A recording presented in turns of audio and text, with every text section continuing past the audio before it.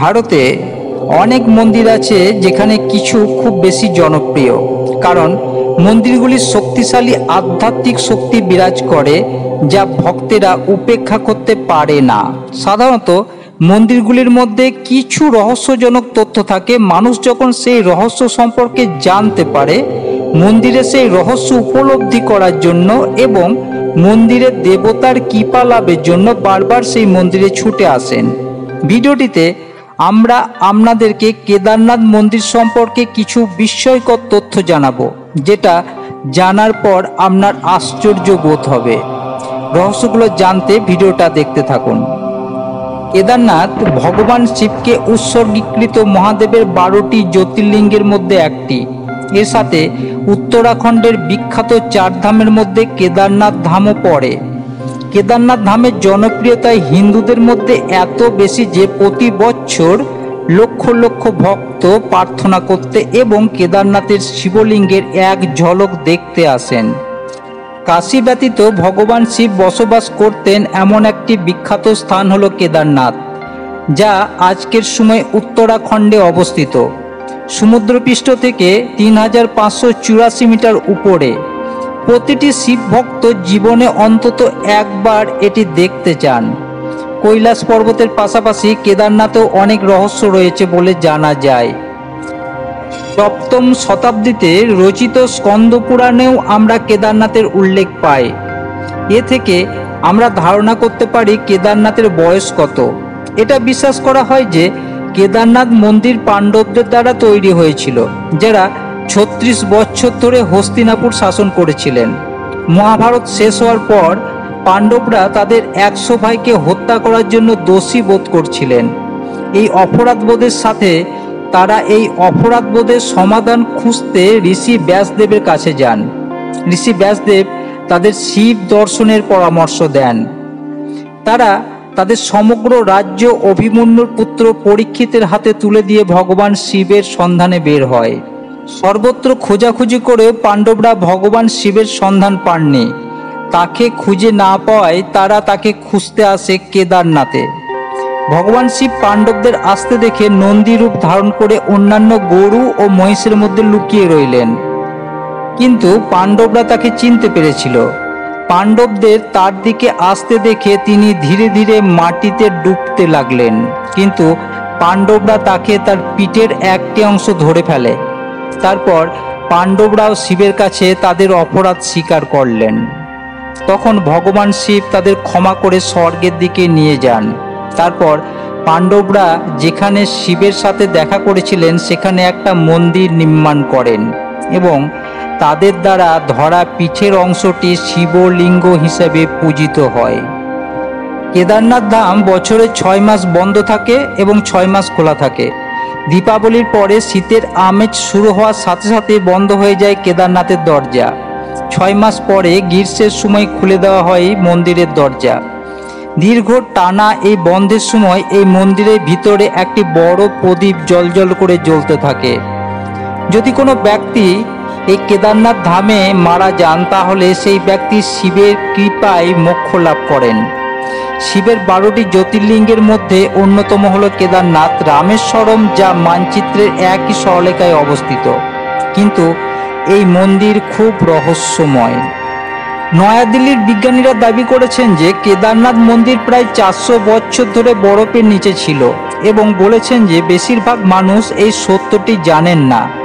দেরাদুনের Wadia institute of Himalayan জিওলজির বিজ্ঞানীদের মতে কেদারনাথ মন্দির প্রায় 400 বছর ধরে বরফের নিচে চাপা পড়েছিল। তাই তারা অবাক হন না যে এই অঞ্চলে 15 থেকে 16 জুনের বিশাল বন্যার সময় মন্দিরটি খুব বেশি ক্ষতি হয়নি।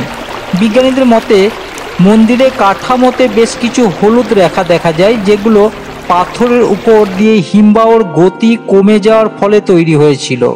প্রকৃতপক্ষে হিমবাহগুলি খুব ধীরে ধীরে সরে যায় এবং শুধুমাত্র তুষার এবং বরফ দিয়ে তৈরি হয় না, তবে পাথর এবং কাদাও থাকে হিমবাহের মধ্যে।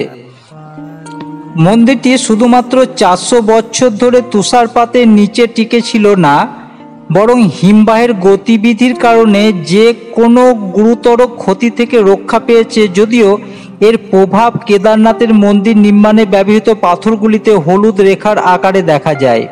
বিজ্ঞানীরা বলেছেন এমনকি মন্দিরের অভ্যন্তরে হিমবাহের গতিবিধির চিহ্ন দেখা যায় এবং পাথরগুলো আরও পালিশ করা হয়েছে। তারা উল্লেখ করেছেন যে 1300 থেকে 1900 খ্রিস্টাব্দের মধ্যবর্তী সময়টি ছোট বরফ যুগ বলা হয়, যখন পৃথিবীর একটি বড় অংশ তুষার দ্বারা আবৃত ছিল। যদিও কেদারনাথ মন্দিরের বয়স এবং কার দ্বারা নির্মিত হয়েছিল সে সম্পর্কে কোনো প্রামাণ্য নেই, তবে এর নির্মাণ সম্পর্কে বেশ কিছু মিথ রয়েছে। কেউ কেউ বলেন মালওয়ার রাজা ভোজ, যিনি 1086 থেকে 1099 খ্রিস্টাব্দের মধ্যে শাসন করেছিলেন, তিনি মন্দিরটি নির্মাণ করেছিলেন। আর অন্য একটি তথ্য হলো যে মন্দিরটি আদি শঙ্করাচার্য 8 শতাব্দীতে তৈরি করেছিলেন। হিন্দু দাপর যুগে কেদারনাথ মন্দিরের পিছনে পাণ্ডবরা একটা মন্দির তৈরি করেছিলেন বলেও একটা কিংবদন্তি রয়েছে, যেটা পূর্বেই আমি বলেছি। আবার 2013 সালে উত্তরাখণ্ডে একটা বিশাল বন্যা হয়েছিল, সর্বত্র ধ্বংসলীলা চলেছিল। মানুষ ভয় পেয়ে গেল, কিছু লোক মন্দিরের ভিতরে গিয়ে আশ্রয় নিল। হঠাৎ তারা দেখলো মন্দির থেকে কিছু দূরে একটা বড় পাথর এসে থামলো। সেই পাথরের কারণে অন্য সব পাথর মন্দিরের ক্ষতি করতে পারল না। সেই বড় পাথরের আঘাতে সেই ছোট পাথরগুলো ভেঙে যাচ্ছিল, নয়তো পথ পরিবর্তন করে নিচ্ছিল। জানি না এটা কাকতালীয় নাকি অন্য কিছু, তবে বলা হয় কাল ভৈরব শিবজির কেদারনাথ মন্দিরকে রক্ষা করেছে। কেদারনাথ মন্দিরের পাশাপাশি কাল ভৈরব কাশী শহরকেও রক্ষা করেন, যা ভগবান শিব নিজেই তৈরি করেছিলেন। একটা আশ্চর্যের বিষয় হলো যে এখানকার শিবলিঙ্গের আকৃতি ত্রিভুজাকার।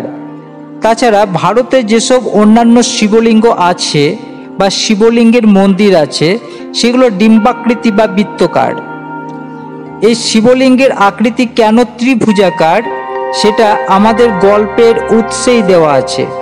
শিবলিঙ্গের আকার ছোট হয়ে আসছে, কেউ কেউ বলেন শিবলিঙ্গ ক্ষয়ে যাচ্ছে। লোকেরা ব্যাখ্যা করে যে কেদারনাথ কমপ্লেক্সের শিবলিঙ্গ পূর্ববর্তী সময়ে তুলনামূলকভাবে বেশ বড় ছিল। এমনকি কেউ কেউ ব্যাখ্যা করেন যে যেদিন সম্পূর্ণ শিবলিঙ্গ পৃথিবীতে ডুবে যাবে, কলিযুগ সেদিন শেষ হয়ে যাবে। মন্দিরে অন্যতম পুরোহিত কেদারনাথ কর্ণাটক বীরশৈব সমাজের অন্তর্গত। এমনকি কেদারনাথে ভগবান শিবের পূজা করার সময় কিছু মন্ত্র কন্নড় ভাষায় উচ্চারিত হয়। এই কেদারনাথ মন্দিরে এলে নাকি মোক্ষ পাওয়া যায়। কেদারনাথ ধাম সম্পর্কে একটি রহস্যময় তথ্য, এটি আধ্যাত্মিকতার সাথে সম্পর্কিত। অর্থাৎ পৃথিবী ছাড়ার ঠিক আগে পাণ্ডবরা এই মন্দিরটি তৈরি করেছিলেন। সহজ ভাষায় এই নির্দিষ্ট স্থানে ভগবান শিবের সাথে সাক্ষাৎ হওয়ার পর তারা মোক্ষ অর্জন করেছিলেন। এরপরে হিন্দু ভক্তদের বিশ্বাস আছে যে কেউ যদি একবার কেদারনাথ ধামে যান এবং মহাদেবের কাছে প্রার্থনা করেন, তবে মোক্ষ অর্জন করা খুব সহজ হয়ে যায়। আদি শঙ্করাচার্য, যিনি অনেকে মনে করেন যে কেদারনাথ মন্দিরটা নির্মাণ করেছিলেন, ওনার সমাধি মন্দিরের ঠিক পাশেই আছে। আপনি আদি শঙ্করাচার্যের জন্য একটা ছোট্ট মন্দির পাবেন। এটি বিশ্বাস করা হয় যে এটি সেই স্থান যেখানে সাধক মোক্ষ লাভ করেছিলেন। এই মন্দিরে প্রধান দেবতার আত্মা থেকে নেতিবাচক শক্তি দূর করার ক্ষমতা আছে বলে কথিত আছে। এইভাবে যারা দীর্ঘস্থায়ী রোগ থেকে মুক্তি পেতে চান, তারা এই মাজারে আসেন। ধন্যবাদ।